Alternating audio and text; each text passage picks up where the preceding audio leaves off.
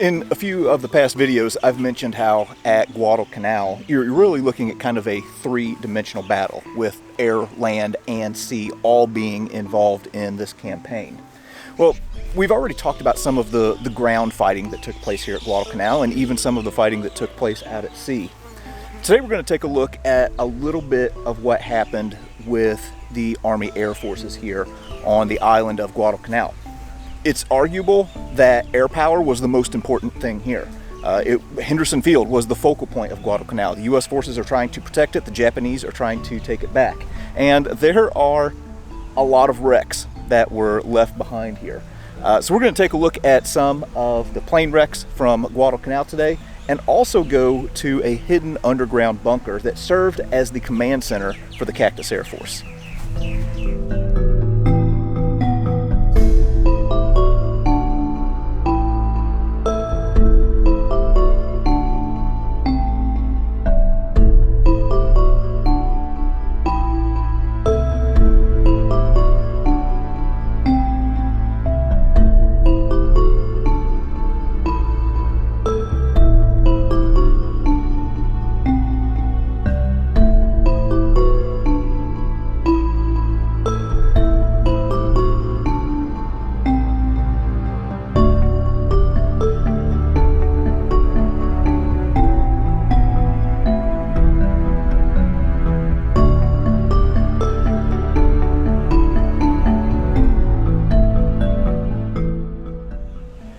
When you come to Guadalcanal, one of the things that you are going to see a lot of are wrecks and relics. Because this is an island that is kind of difficult to access, a lot of these wrecks and relics have stayed right here on the island.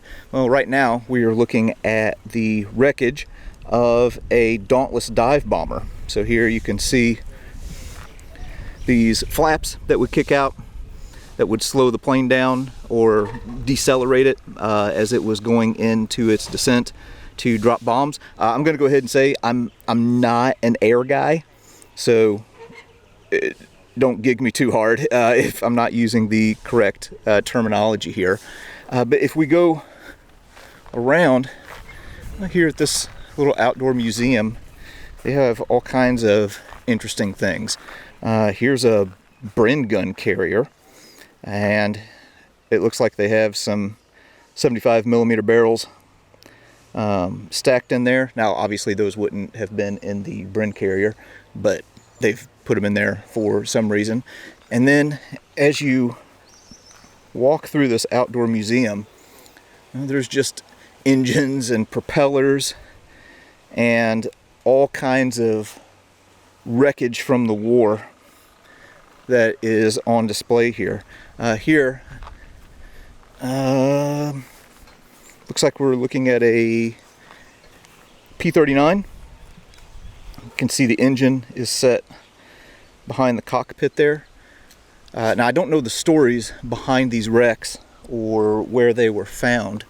We're here on an off day, so you can access like the outdoor part of the museum, but can't get inside. So they're actually closed today. So anyway, I'm kind of winging it here, I'll admit. Got another propeller here that you can see it's been bent up from the crash. But yeah, also got Japanese 37 millimeter here as well. All right, yeah, interesting.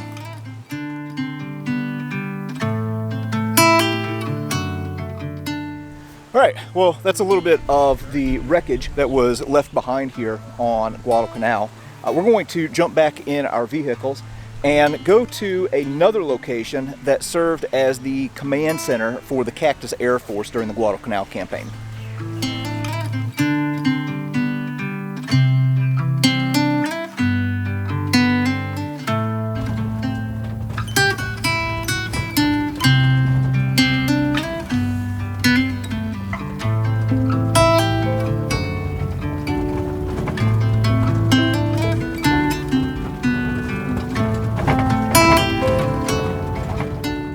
On August 8th, the day after the landing, The Marines marched out and took Henderson Field.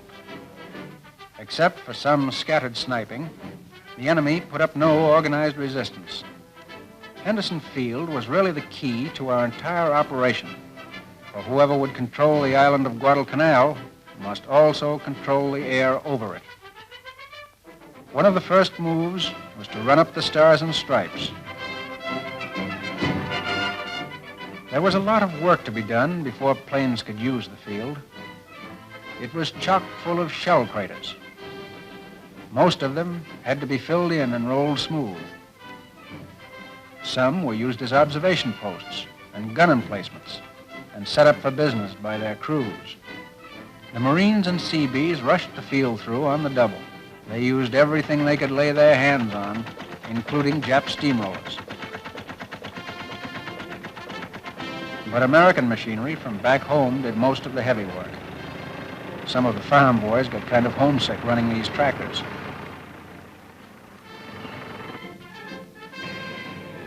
Even before the runways were completed, our planes were taking off. Marine pilots and Army and Navy airmen worked tirelessly as one great team, flying SBDs, Air Cobras, and Grumman Wildcats.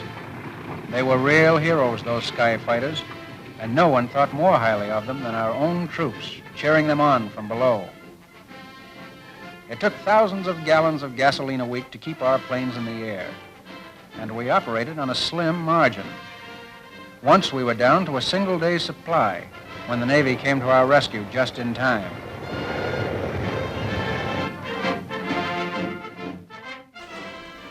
All right, we've just moved over to a spot that was known during the Guadalcanal Campaign as the Pagoda. There was a structure that had been built here by Korean laborers during the Japanese occupation, and when the Marines got here, they just called it the Pagoda because they thought that it was Japanese. Originally, it's thought that it may have been used as like a Japanese officers' quarters. Well, when the U.S. forces took over in this area, this became the command center of the Cactus Air Force. On the night of the 13th and 14th of October, there was a devastating artillery bombardment that just hammered Henderson Field.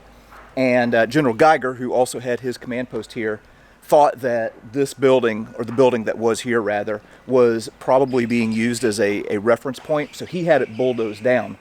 But there were some tunnels that were built by the Seabees underneath this spot that continued to serve as the spot where the Cactus Air Force was operating from. So anyway, this is a rebuilt version of the Pagoda. It's a restaurant now. But we're going to go down and take a look at the tunnels.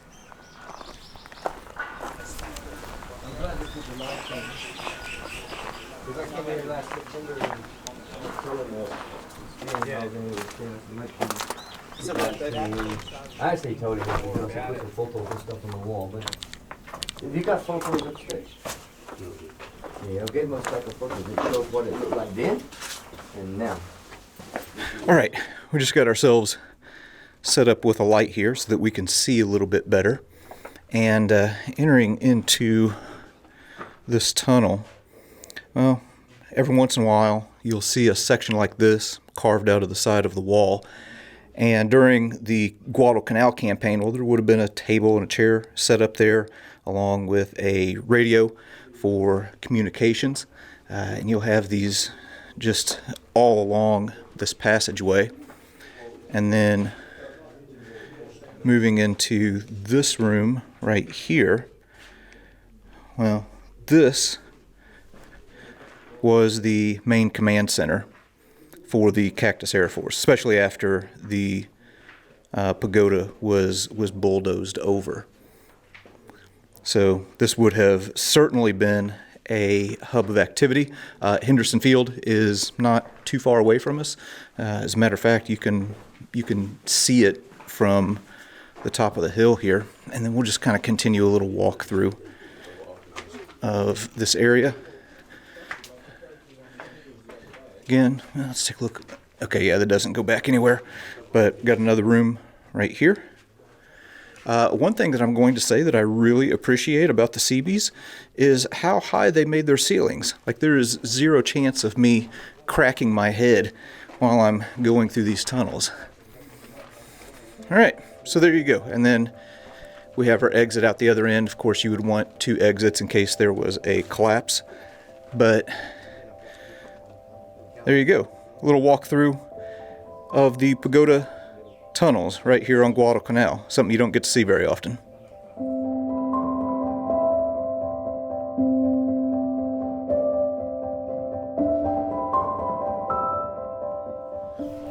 All right, we just popped out of the tunnels here. That was really interesting. And I was just talking to Dave Holland, and he said that really since World War II, like, nobody has really been in these tunnels. It's only been in the past year or so that they've opened it up and started letting people go through and take a look at the Pagoda tunnels. So anyway, yeah, pretty cool that we could go here today and film this and share a little bit and learn a little bit more about the Guadalcanal Campaign.